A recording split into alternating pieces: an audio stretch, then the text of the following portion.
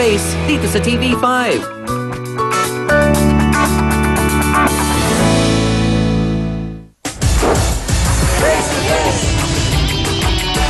Dahil daw walang pera si Ate Vilma, kaya nagawang mambabae ni Jeffrey Aling Bebe.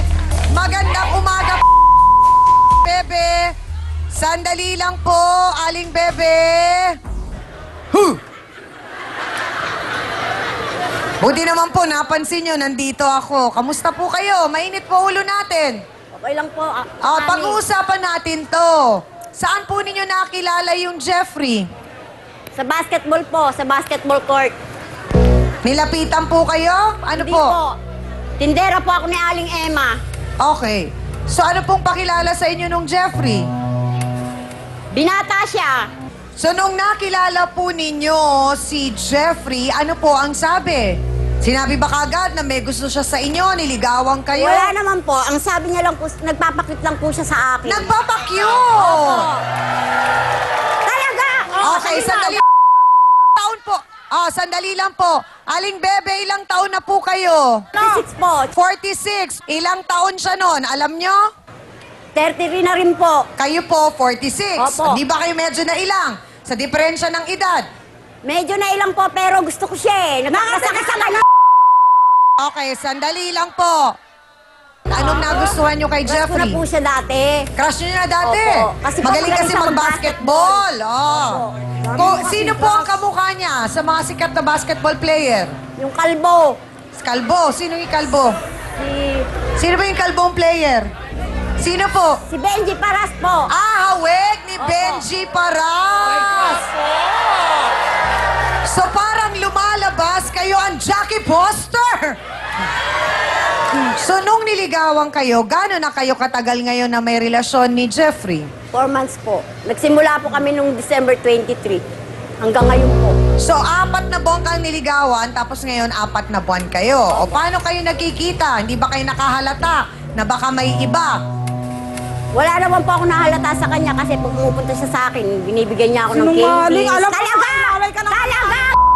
Talaga! Sa lalaki. Okay, sandali. Napag-alaman po namin, Aling Sinungaling Bebe, Sinungaling na ka talaga?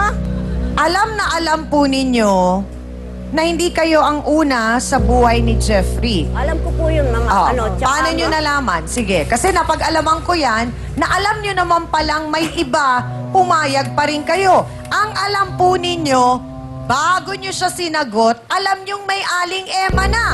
Sino si Aling Emma? Yung amo ko po. Lagot! Amo ko. Eh, tsaka rin, mas bata po ako. Seka mo! Oh, talaga! Wala pong kinalaman ng edad nyo. Mas Sandali lang po. Ako ang unang asawa, hindi ako magpapatalo sa'yo. Ako, ipaglalaban ko! Lalaman mo! Hindi ko sila kinakaya, direct. Dalawa pa lang sila. Eh, may isa pa, di ba? Dalawa pa lang ito, hindi ko na kinakaya. May isa pa. Face mo? Eh, yun na nga, gaya nga ng sinabi ni Aling Bebe kanina, etong isang ito, noon pa naman din, crush na daw talaga niya yung Jeffrey, nakamukha ni Benji Paras. Kaya naman, nang makahanap ng syempo, ay hindi na niya pinalampas ang pagkakataon na makipagrelasyon sa kanya. Kausapin naman natin ang sinasabing nauna kay Ate Bebe na si Aling Emma Sinogat. Pasok!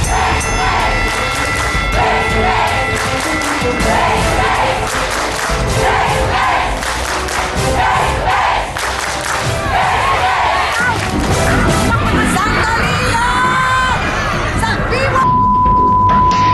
Please! Ano ba naman? Matanda na si Aling Emma! Paano kaya nangyaring napatibok pa ang puso?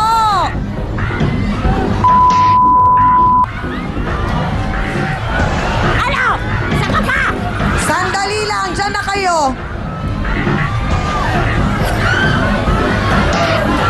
Aling Emma, Nay, ilang taon na po kayo? 50!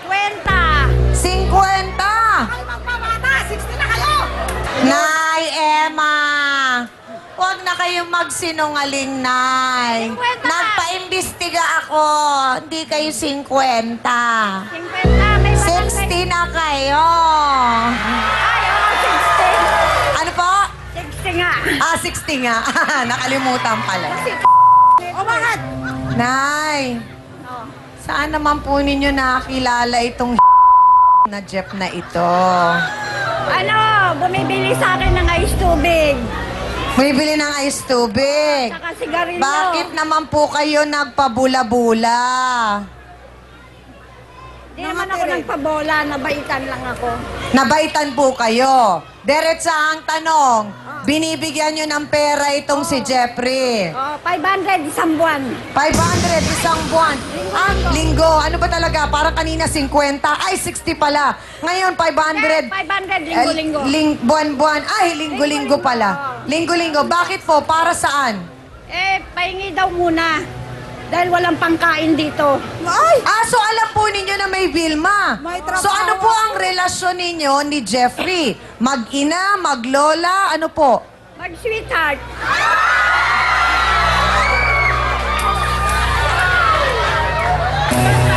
May suka!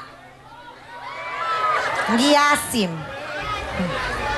Kayo po ba yung sinasabing sumasayaw kay Jeffrey? Hindi, kumakanta siya. Ha? Kumakanta siya, tapos kumakanta din ako. Siyempre, may kasamang sayaw.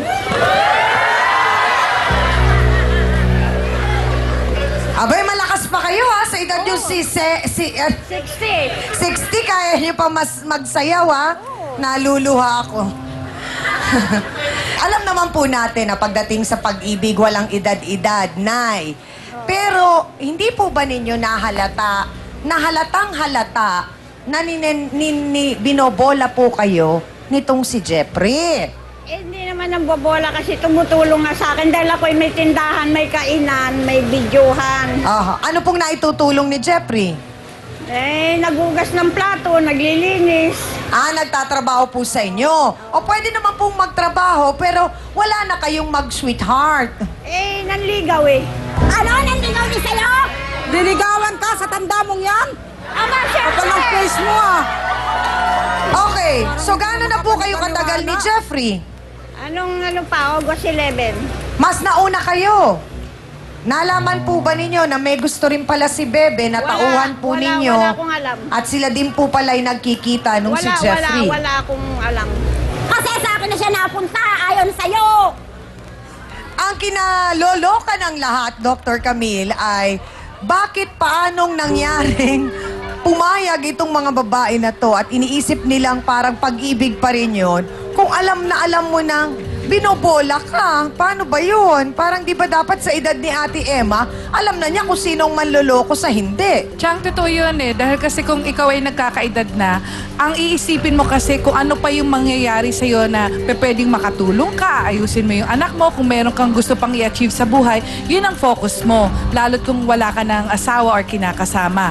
Pero once na meron nagpasabi na ganito na medyo nagpapasaring na siya ay may gusto, At medyo bata, alam mo kaagad super bata. na iba ang ang interpretasyon nito. Oo. Ngayon, pag ikaw ay pumatol dito, hindi mo naiisipin yung sasabihin ng ibang tao. Ang focus mo dito, ay hindi. Sinabi kasi may maganda ako, may asim ako. So yun dun mo At yung mahal ako, parang ang tendency kasi, i-appreciate mo yung lahat ng sasabihin niya at lahat ng negative na sasabihin ng ibang tao, hindi mo na siya iintindihin. Kaya nga nakakatawa, imagine nyo naman, sinabi dito ni Aling Bebe, binibigyan ako ng candy. Sa edad nyo pong 46, biniriregaluhan po kayo ng candy. Mag-isip-isip po kayo kung karapat-rapat na bigyan pa kayo ng candy, di ba?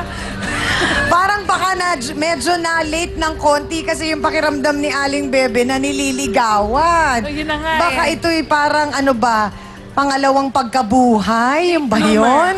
Late bloomer, Chang. Late bloomer. Naku, mga kasawsawan, tawa kayo ng tawa. Narinig nyo na ang panig ng bawat babaeng ito na in love kay Jeffrey. Ang tanong, sa pula ba kayo o sa putehan?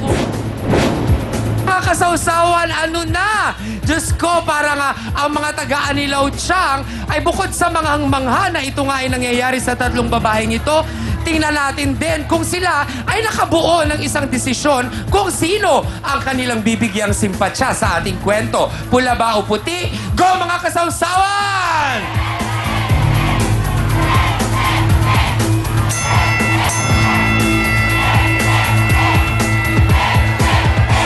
Siya ang katulad ng aking inaasahan. Siyempre, sa mga ganitong kwento na may involved na third party, aba, parang ang simpatsya talaga laging napupunta sa kung sino yung nauna.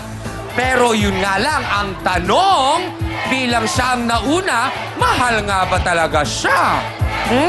Salamat sa ating po mga kasawsawan dito sa Anilao. Nako, nagharap-harap na nga ang tatlong babae sa buhay niya. At ngayon, oras na para makausap natin etong si Bola-Boladas na basketballista na parang bola na pinag-aagawan ng tatlong Eva.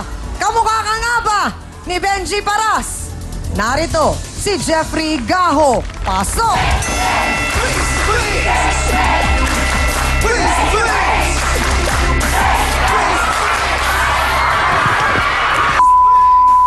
Sandali lang!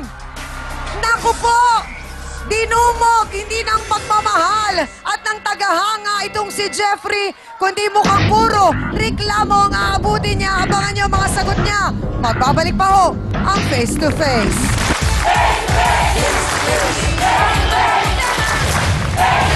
Anong tawag mo kay Aling Emma? Sweet! Bakit sweet ang naisip mong itawag sa kanya? Kasi malambing yun sa akin eh. Malambing. Yung una pa lang.